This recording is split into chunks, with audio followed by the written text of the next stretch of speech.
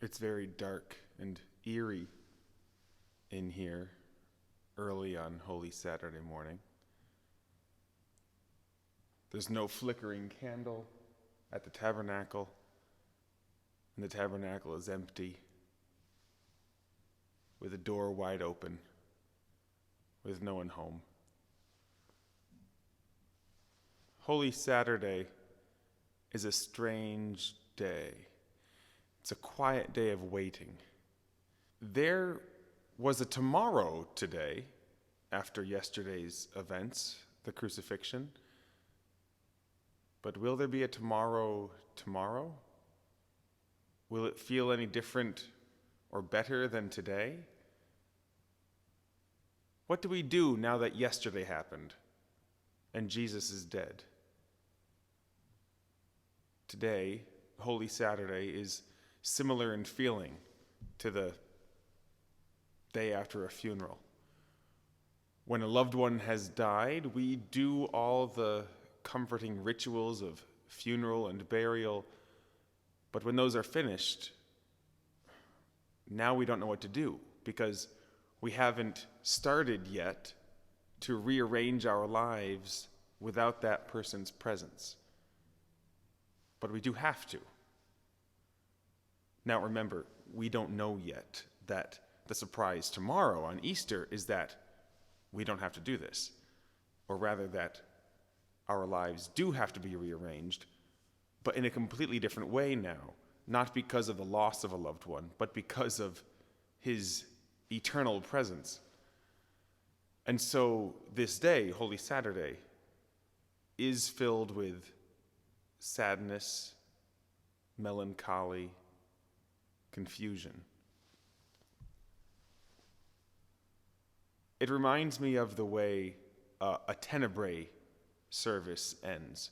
A Tenebrae service is a Lenten prayer service of Psalms, kind of like a Lenten version of Christmas Lessons and Carols, a Lessons and Carols prayer service with a reading and a song and a reading and a song, except that it's not upbeat, it's not hopeful, it's not Christmassy, there are no jingle bells. Instead, it's penitential and sorrowful. It makes use of the penitential psalms, in particular, Psalms 6, 32, 38, 51, 102, 130, and 143. The last thing that happens in a Tenebrae service is the strepitus, which literally translated just means noise. I've heard of many different ways that the noise was made, by everyone banging books, or by dropping large noisy items onto the ground, by leaning onto all of the keys on the organ at once. It's noise, it's chaotic, it's not beautiful, it's unorganized sound, it's noise.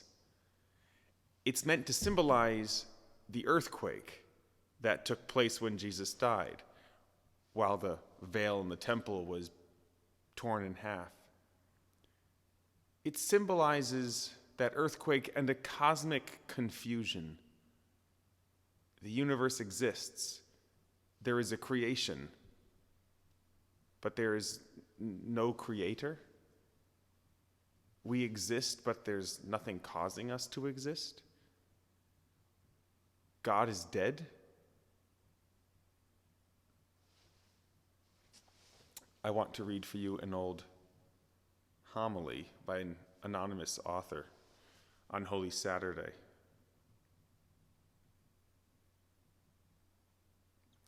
Something strange is happening. There is a great silence on earth today, a great silence and stillness. The whole earth keeps silence because the King is asleep. The earth trembled and is still because God has fallen asleep in the flesh, and he has raised up all who have slept ever since the world began. God has died in the flesh, and hell trembles with fear. He has gone to search for our first parent, as for a lost sheep. Greatly desiring to visit those who live in darkness and in the shadow of death, he has gone to free from sorrow the captives Adam and Eve, he who is both God and the son of Eve. The Lord approached them bearing the cross, the weapon that had won him the victory. At the sight of him, Adam, the first man he had created, struck his breast in terror and cried out to everyone, "My Lord be with you all." Christ answered him, "And with your spirit." He took him by the hand and raised him up, saying, "Awake, O sleeper, and rise from the dead, and Christ will give you light." I am your God, who for your sake have become your son. Out of love for you and for your descendants, I now, by my own authority, command all who are held in bondage to come forth, all who are in darkness to be enlightened, all who are sleeping to arise. I order you, O sleeper, to awake. I did not create you to be held a prisoner in hell. Rise from the dead, for I am the life of the dead. Rise up, work of my hands, you who were created in my image. Rise, let us leave this place, for you are in me and I am in you. Together we form only one person, and we cannot be separated. For your sake, I, your God, became your son. I, the Lord, took the form of a slave. I, whose home is above the heavens, descended to the earth and beneath the earth. For your sake, for the sake of man, I became like a man without help, free among the dead. For the sake of you who left a garden, I was betrayed to the Jews in a garden, and I was crucified in a garden. See on my face the spittle I received, in order to restore to you the life I once breathed into you. See there the marks of the blows I received, in order to refashion your warped nature in my image. On my back, see the marks of the scourging I endured to remove the burden of sin that weighs upon your back. See my hands nailed firmly to a tree, for you who once wickedly stretched out your hand to a tree. I slept on the cross, and a sword pierced my side, for you who slept in paradise and brought forth Eve from your side. My side has healed the pain in yours. My sleep will rouse you from your sleep in hell. The sword that pierced me has sheathed the sword that was turned against you.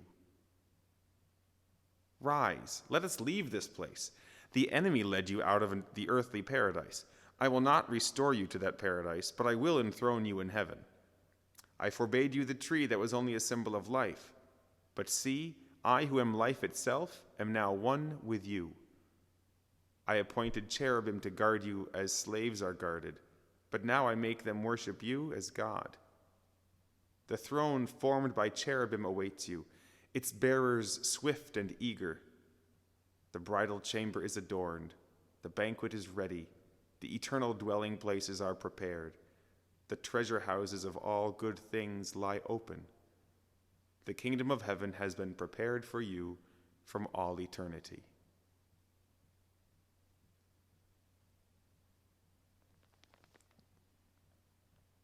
So this is what Jesus is doing on that day between Good Friday and Easter Sunday. He's gone and found Adam and Eve and all who have died from the creation of the world up to that point to see if they'll come with him into heaven.